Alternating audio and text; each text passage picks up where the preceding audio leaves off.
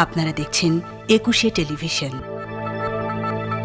চট্টগ্রামের মিরসরাই এলাকার বাওয়াছড়া সেচ প্রকল্পে কৃত্রিম লেক, পাহাড় আর ঝর্ণার মিতালি মোহিত করছে পর্যটকদের। তবে এই স্পটে অবকাঠামো উন্নয়ন গড়ে ওঠেনি এখনো। দুর্ভোগ পোহাতে হচ্ছে পর্যটকদের।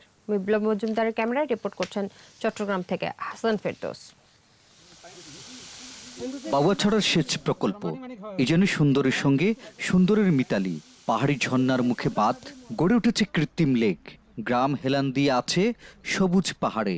স্নিগ্ধ সৌন্দর্য মুগ্ধ করছে পর্যটকদের। খৈয়াছড়া ঝর্ণা পর্যন্ত এরিয়া অনেকটা ঝর্ণা আছে।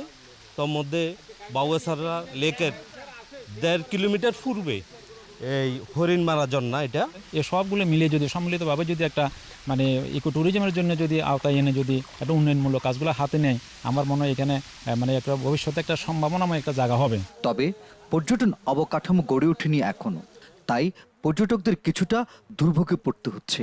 বিস্তীর্ণ পাহাড় এলাকা, প্রাকৃতিক সৌন্দর্য ভরপুর। এখানে কেউ যদি বাস্তবে না আসে, কেউ বুঝতে পারবে না যে জায়গাটা কতটুকু সুন্দর। সরকারের যদি উদ্যোগ নেয় তাহলে আরো পর্যটক আসবে।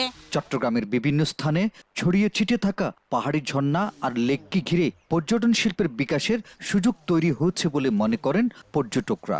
এখানে যারা আসবেন তারা প্রকৃতির সাথে মিশে যাবেন।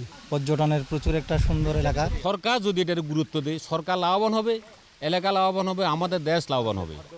ষড়ঋতুর বাংলাদেশে পর্যটন শিল্পের পরিকল্পিত বিকাশ হলে এ খাত হতে পারে অর্থনীতির অন্যতম চালিকা শক্তি। হাসান ফেরদৌস, ২১শে টেলিভিশন, চট্টগ্রাম।